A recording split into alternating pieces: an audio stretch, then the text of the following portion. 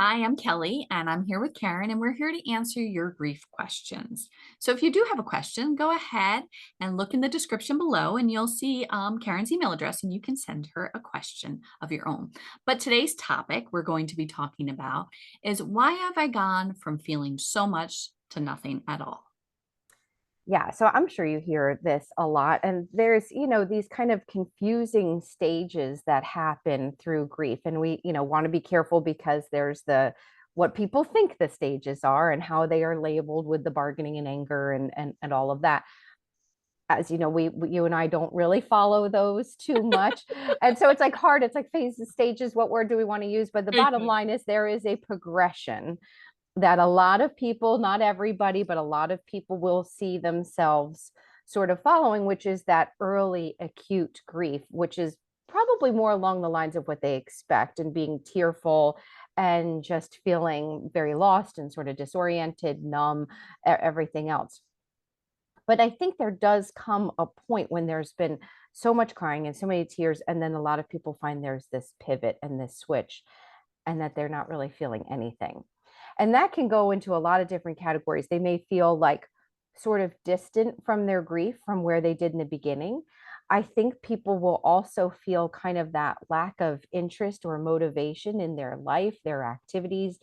Some people really feel like they're not a good friend anymore. Like, I just don't care. When people are talking about things, it's very hard for me to be present, to be enthusiastic, to be empathetic. It's a very strange feeling for people, especially when you go from that intensity of the grief and knowing that the apathy that they're feeling is not like a healed feeling.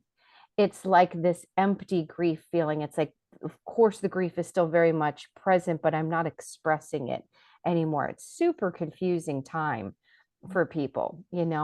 I say sometimes, to me it's almost like, when you have the color wheel and you spin it and it turns white. I feel like sometimes that's what's happening. Like, there's been so many emotions. You've been angry, you've been sad, you felt resentful, you felt guilty, you're questioning the past and worried about the future, and it's just spinning, spinning, spinning, and all of a sudden there's just nothing left to feel because you're feeling so much. And I think you just get maybe almost worn out to a degree, you Yeah. know. So it's not uncommon, but I think it is unpleasant and confusing for a lot of people. What have you seen with this and the people that you work with? Yeah, so I mean, I mentioned this right before we started talking today, but I had a teen girl the other day, and she's in very early grief. It's only been about 6 weeks or so. And she said, when am I gonna like start giving a crap about things again? Yeah. And because what she's, as a teen girl, she's all of her friends are calling her and complaining probably about their parents or about a boy or whatever it is. And she's like, none of it matters. Yeah. Yeah. So why, they're worried about things that are just so stupid. And she's like, I want to look at them and be like, your parents are here. Like, you don't, that's, you've got it easy. Like, Yeah. you're not focusing on what really matters. And I think, it's such a common feeling to have. And I can remember myself having that as well. But, it's when you experience such a huge loss, that's what you focus on, right? And so Yeah. all the other little things just don't matter. The Right. things that we complain about every day, whatever, oh, it's raining today or whatever, just doesn't matter because the grief just feels so overwhelming. Yeah. And then I think what you're talking a lot about with this apathy piece is really shock sometimes Mm. because, you'll, there's some people at a funeral that like they just look like just zoned out, right? And they're not crying. There's not a much of emotion. It's almost like this masked grief because I think for some people it just hasn't hit them yet either. Right. Yeah. And they don't even, their brain is trying to make sense of it all. And it's like, wait a minute, like what just happened? How did this happen? And so they can't even comprehend it. Yeah. And then I think there's the people that they're so intense and then there's like nothing. And then they feel guilty about that. Oh, yeah. And they're Yeah. like, I should be feeling this. Well, let's take out the word should, right? Because everybody's grief is going to look different. And this may just be a phase or a time, and it doesn't mean it's going to last. I do think we have to be careful. Are we masking our grief by using, maybe substances or so much distraction that we're avoiding the feelings of grief? So I do think we have to be mindful of that. Hmm. But I do think it's a very normal experience that sometimes we have so much emotion that our body and our brain needs a break. Yes. I do think that is part of it. I do think it's almost like, and it probably happens around a transition time, maybe related to having a different experience with the finality of it and the reality of it, that there is this like kind of transition time that maybe is like, I think there is a time where it's just, it feels like you kind of dried up on tears. Like there's just at the moment, just no tears left to be had.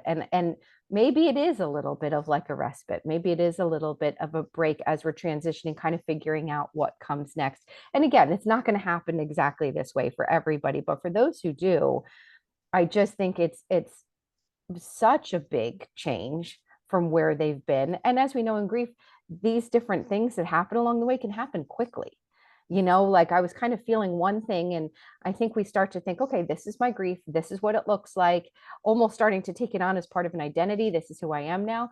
And then there's another change, and then it changes again. So, that's one thing for sure, I think, is to be mindful of, I had a woman say to me the other day, she goes, I am like just along for the ride on this. And I was like, well, that's probably the best place to be. Yeah. Like, recognize that the grief has its path. And if we don't fight it too much or question it too much, or maybe think that it's wrong, that we may find ourselves going through it with a little less discomfort, I suppose. Yeah.